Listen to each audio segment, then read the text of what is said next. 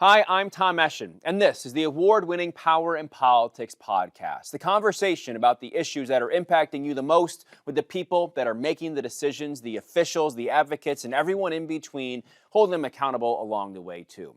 Today, in recognition of September 11th, 2001, we have on Terry Strada. She's the national chair of 9/11 Families United. She lost her husband, Tom, in the terrorist attacks on that day.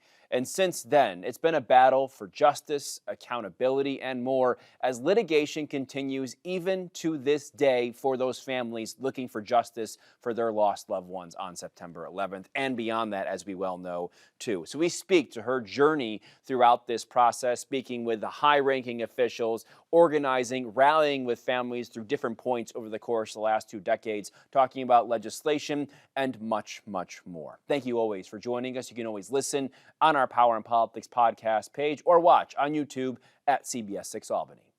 We're joined today by Terry Strada. She is the national chair of 9/11 Families United. Terry, we really appreciate your time and effort coming and talking to us on this day, which is a very sensitive one for you, even 24 years later.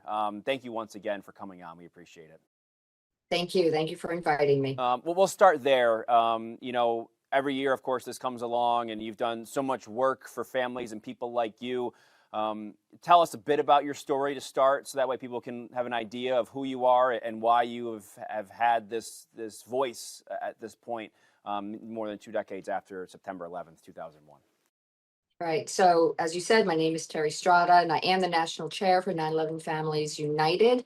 I lost my husband on September 11th, Tom Strada. He worked in the North Tower on the 104th floor for Cantor Fitzgerald. I was home with our 3 children, who were 7, 4, and 4 days old on September 11th. He got up and went to work like everyone else on a beautiful sunny day and was planning to come home early, only he did not. And when he got to the office that morning, he called me to check in on the kids early. And then he called and said, a plane has hit the building. And my heart stopped. And I was standing in front of the TV, and it wasn't on the television yet. So my mind thought small airplane.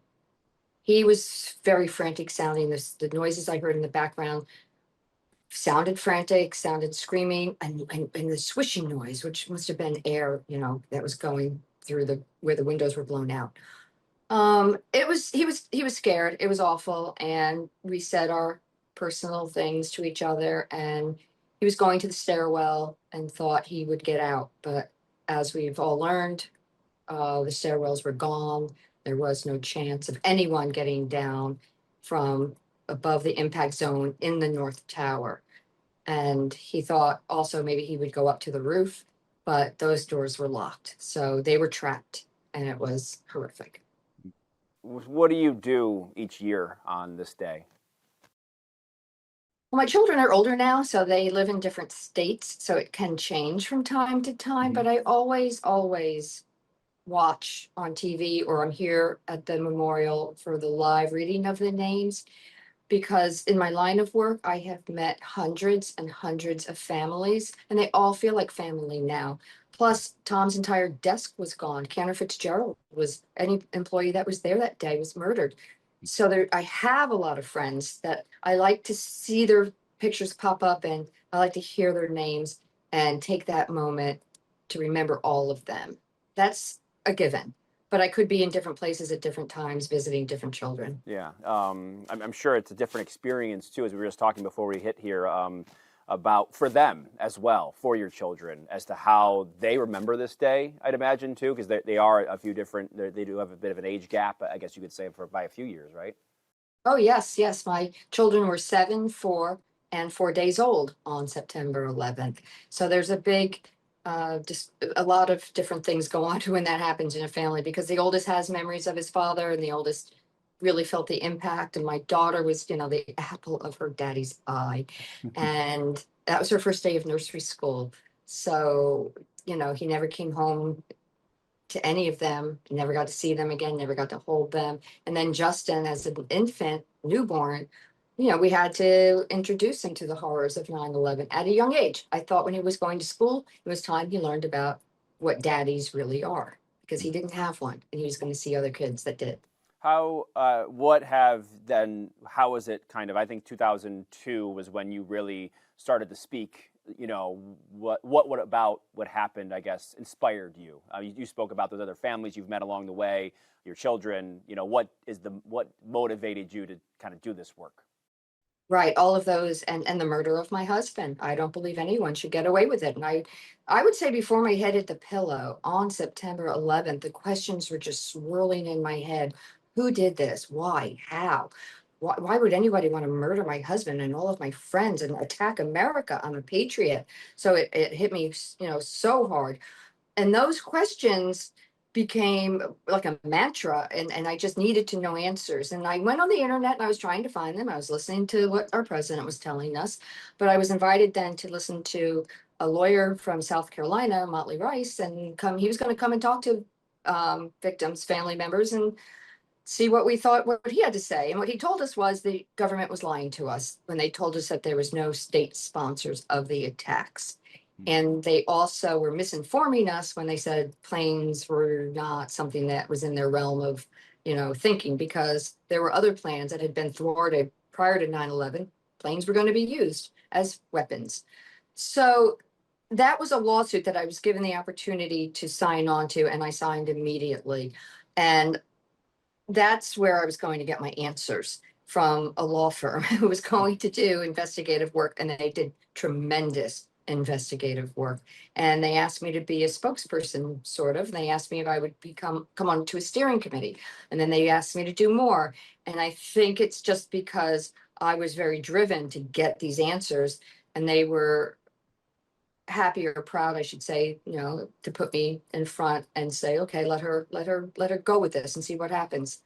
But what really got me involved was we started this case against the Kingdom of Saudi Arabia for the role that they played in financing, aiding and abetting, giving the terrorists what they needed to carry out the attacks, because we were seeing what the public wasn't seeing.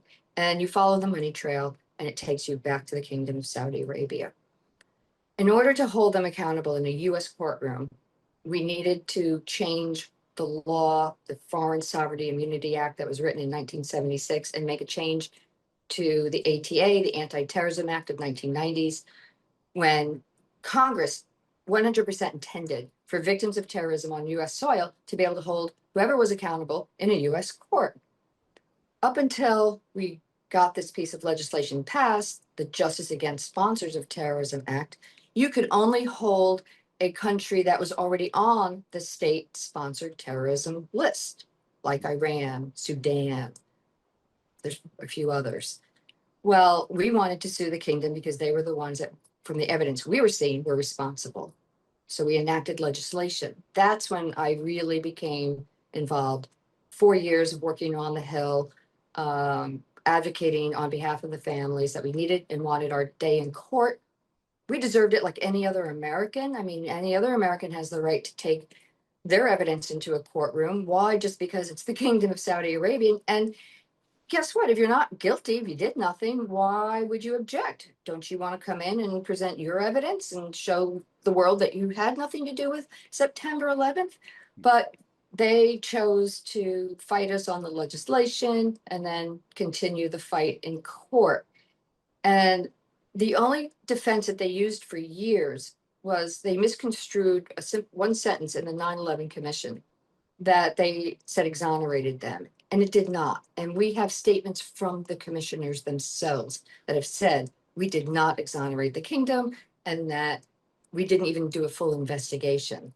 So now you fast forward to the case, the judge ruling that they were not permitted to be dismissed from the case on sovereign immunity. They had to stay in the case and we could move forward. And what happened recently, just a few weeks ago, is that a federal judge, made a determination that the Kingdom of Saudi Arabia cannot be dismissed, and that we had credible evidence. The plaintiff showed enough credible evidence that the government of Saudi Arabia played a role in supporting the 19 hijackers and the September 11th attacks, and that we can go to trial. This is a huge decision. Yeah, and I think that's sort of the reason I wanted to have you on is to say to people that there's still litigation going on. That you're still fighting this battle almost every day, every week, every time you get an update like that one. Can you? I know you spoke a bit to how you got involved. Now, as you referenced the decision from last month, the last 5 years, because I know the Biden administration declassified some documents as well that helped along the way. What have the developments been probably since then at this point? Well, I'd like to just take you back to the very beginning, because this is Yeah. what we've learned in the recent weeks, months, is that 10 days after September 11th, there was a person of interest. His name is Omar al-Bayoumi, and he was a Saudi agent working for the kingdom. He was out in San Diego. He was a handler, and he was the one that met and greeted the first two arriving hijackers. It was his job to get them their housing, their banking, playing lessons, English lessons, everything that they needed to practice and carry out the attacks. Well, he had fled already the United States and ended up in London. 10 days after the attacks, the FBI is communicating with London authorities and saying, this is where he lives. We'll sign the warrant, raid his apartment, collect the evidence. All of that happens. They bag it, they give it to the FBI. Now what happens next is they interrogate Bayoumi for 7 days. He's held. The FBI doesn't give them any of the evidence that would show a direct connection to Omar al-Bayoumi and the Kingdom of Saudi Arabia. Now they take the evidence and they bring it over to the United States, but they don't give it to the San Diego field office that is investigating Bayoumi and the hijackers, because that's where they were stationed for a year before the attacks. Right.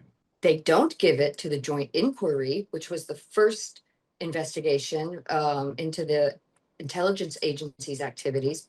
They don't give the information in its entirety to the 9/11 Commission. They actually highly edited some of the information. They don't give it when they're ordered with a 2018 subpoena. And even when Biden did give the executive order, they didn't comply. So what is shocking, and when you say 24 years, yeah, the kingdom's been fighting us, but so has our own government. Why? Do you have any theories as to why? Is it a political? Is it a? I know. I think national security has been thrown out there. Well, national security is off the table, because every single document that had national security stamped on it that has been declassified had no threat to national security. So that these are tactics of the FBI to hold the information and to not allow us to have it to use in our litigation. There's so many things that they've done wrong. I actually have 11 pages of misconduct on the FBI's part. So they misclassified documents on purpose. They created an entire new area within the FBI to handle our case, when the FBI has very highly trained people that can do a declassification. Everything was skewed to keep the information from ever seeing the light of day. And I can tell you for a fact, because I've spoken to the people that know this for a fact, at one point, this evidence was ready to be destroyed, basically in a burn bag, and was going to be destroyed. And somebody stopped that from happening. But the only reason why we got the evidence is because our lawyers went to the MPS, Metropolitan Police Service in London, and said, you guys collected it. Did you make copies by any chance? Yeah, we did. Can we have them? That's why we know about a U.S. Capitol casing video that Omar al-Bayoumi took prior to the attacks, when Al-Qaeda was picking out their targets. There was a welcoming party with Saudi officials at the party meeting the hijackers. And then there was also this plane sketch that is now getting out in the public eye a lot more. And there was calculations of how to hit a target on the ground. So all of this, clearly the judge said he knew about the attacks, and the fact that he was a Saudi intelligence officer and he was on the Saudi government payroll, and he was reporting at one point to Prince Bandar in the embassy in Washington, D.C., and then the consulate in San Diego. And he is a Saudi employee, a government employee. They also, the government of Saudi Arabia, provided fake diplomatic credentials to another Al Qaeda operative, so that our government wouldn't be tracking them and following them because they thought he was a diplomat, and he wasn't. So there's just so many layers to this that we are slowly peeling back, and it's all pretty astonishing. When you mentioned the challenges that you've had, the FBI principally in this, and also the government of Saudi Arabia, and I believe that that's played a factor in lobbying and having the money to fight things in court, right? In terms of Congress and the Senate, has there been, what have the challenges been there? Has there been is it along party lines? Are there some that are helping, some that are standing in the way? What's navigating that dynamic been like over the course of the last couple of decades? It's been amazing. So Congress has always been on our side, and it has always been a bipartisan issue because this is a national security issue. The bill JASTA that I was speaking of is a counterterrorism piece of legislation because money is a strong deterrent. So we've had very strong sponsors in John Cornyn and in Chuck Schumer, in Senator Blumenthal and Senator Grassley. So it is bipartisan. We all work together on this to enact the legislation, and they've been our champions. Back when Bob Menendez, before he got himself into trouble, he was the chairman of the Foreign Relations Committee in the Senate. He was a very strong advocate for the families. So I can't say, and it's the same thing in the House. Peter King was a wonderful advocate. He sponsored the bill just because I went in and asked him to. And he said, absolutely. And then we had Bob Goodlatte was the chairman of the Judiciary Committee. And we had Jerry Nadler on the other side because he's Democrat and he's New York. Getting support in Congress has not been the challenge. It's getting a bill to the president's desk. JASTA took 8 years. I worked on it for 4. It failed in 2 Congresses before the third one finally got it to the president's desk, President Obama, and he vetoed it. And we came back. Mitch McConnell then was standing strong with us, and mandatory. Every senator has to come in the chamber and vote on this bill on the veto override. And we overwhelmingly beat the veto, and it was the one and only veto override of President Obama's entire 8-year tenure, the one and only. Were the families. So I would say Congress is a very strong advocate for us. Where the problem has come is with each and every administration. And we are very hopeful with this administration, with President Trump 2.0, and this incredible team that he has put forward for the American people. We've got, AG Bondi and Bongino and Patel, but you've got Marco Rubio. There are 6 members of his cabinet that voted for JASTA because they were in Congress during that time. Tulsi Gabbard, I mean, she was strong on declassifying the 9/11 files. So I'm very hopeful because this current FBI had nothing to do with the past misconduct. We just need them to remove the barriers that were put in place to prevent us from getting the information. And I'm hopeful that that will happen. One of the latest pieces of legislation I was reading about, the American Victims of Terrorism Compensation Act, does that roll in to what you were speaking about as well? It's very different than what I'm doing. Yes, it is. Yes, it is for all American victims of terrorism. Yeah. And there is a fund, the US VSST fund. And that is a fund that if you have a judgment against Iran, you can go into this fund and you can be compensated there. And that fund, it needs, the reason why they have legislation is because it has a little problem getting the right funding and working properly. So they're just trying to fix that fund to work. But the next piece of legislation that I have is called a technical fix bill to JASTA. So when I said that we changed the ATA and the FSIA, they were amendments. So JASTA really is an amendment to prior legislation. Right. And now it needs a technical fix to it. Sometimes things just happen when they are writing and transferring legislation and it needs something codified. I don't know all of that. I just know I'll go back to John Cornyn.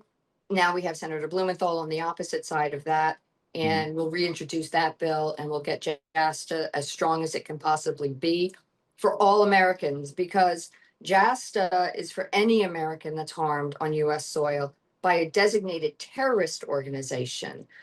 Then you can hold the nation that may have sponsored that attack accountable. That's a very important law. I was talking to some people about the ruling in August about the Kingdom of Saudi Arabia and the families, you be able to sue Saudi Arabia. Do you know how that works? I guess the people were like, how do you sue a country? Is there a legal, you know what I mean? You might not have obviously you're an advocate here. You're part of the plaintiff, if you will, or the defense, the plaintiff in this case. Is there a simple way to sum that up? Wow, I would say the lawyers could probably answer that the best, because Yeah. I know it was a very it's difficult to sue a foreign nation. I mean, right now it's a lot harder to even sue Iran any longer, because you can't get a courier to take something to Iran. Now you have to physically, they have to physically take each case into that country and file it there. But they did that. And so yes, you can sue, but they were being dismissed on sovereign immunity, and that's what we fixed with JASTA, so they can't be dismissed on sovereign immunity. We went back to the courts in 2018. Here we are in 2025, where the judge has now took that's like 9 years for the judge to now see the evidence, because they finally got it out of the Metropolitan Police and say, you've got credible evidence. Like, we are beyond being able to sue them. We are going to trial with them. Yeah, that's a really interesting concept. When you know. Yes, this is a landmark decision, because it's the first time a federal judge has ever been able to rule on a foreign sovereign nation.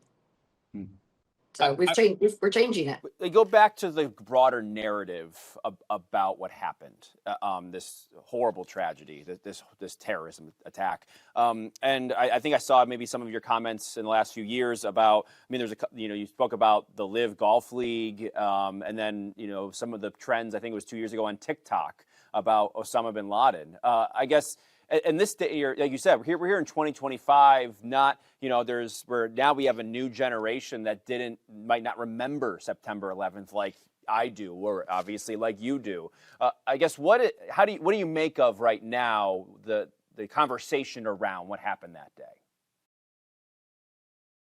Well, when Live Golf announced, I was the first person that rifled off a letter right to Phil Mickelson and a few of the other golfers, saying, how dare you do this when we are in this active lawsuit for this country for the role that they played in murdering Americans on US soil. Like, what are you doing here? If you paid attention, the Live Golf PGA merger never happened. And that's because we were loud enough, and we went to the hearings in Washington, D.C., where they started to really delve into what that merger would look like. And I was so vocal against it. I mean, my husband was a scratch golfer. We lived a hand's throw from Bedminster. My son was a caddy at Trump National. So we loved the game of golf, and there was no way. I wanted to see every kid that was going to go play golf in high school or college would now be playing golf for the Kingdom of Saudi Arabia. Right. So you had a voice in those mergers, because I know that was they kind of came out and said, we're going to do this, and then it went away. So you played a I guess you had a role in that. Yeah. Did you see when Moynihan ran and hid in a hospital for a few months? Because he couldn't take the pressure. And when he came out, what's the guy, the sports guy that I can't think of it now. Anyway, he was asked, like, don't you think you owe like the Strada family an apology, because you weren't going to merge, and then you were going to merge, and then like you ran and hid like a baby. And he said, I do owe the Stradas an apology, but I just was doing what I thought I had to do. It was very strange dynamic. But yes, the PGA used our story, right? Used our pain and suffering, used what happened on 9/11 to fight the merger. And then one day they announced they're going to merge, and we just kept protesting, and our voices were loud. And like I said, I went to the hearings, and Americans came together, I guess, and forged some type of way to get the LGBT or the PGAT out of trouble Hmm. financially. So the merger never happened. Liftoff is on a lifeline. I've heard that the contracts aren't being honored and all kinds of things are happening there. So that's part of what we do. We want to educate the public that this is all a PR stunt, sports washing. Um, is a stunt by the government of Saudi Arabia to cleanse their reputation, to rather than, own up to what happened on 9/11. I'm not saying MBS, that's Mohammed bin Salman, the crown prince. He was 16 years old. He's not responsible, but his country is. And he needs to own up to that. The accountability factor is very important, like I said, to get the history books correct and all of that. So yeah, I mean, we're a thorn in their side because we are, we had a huge press conference today. We are very united, and we're gonna start a petition to the FBI to cooperate, this FBI to help us.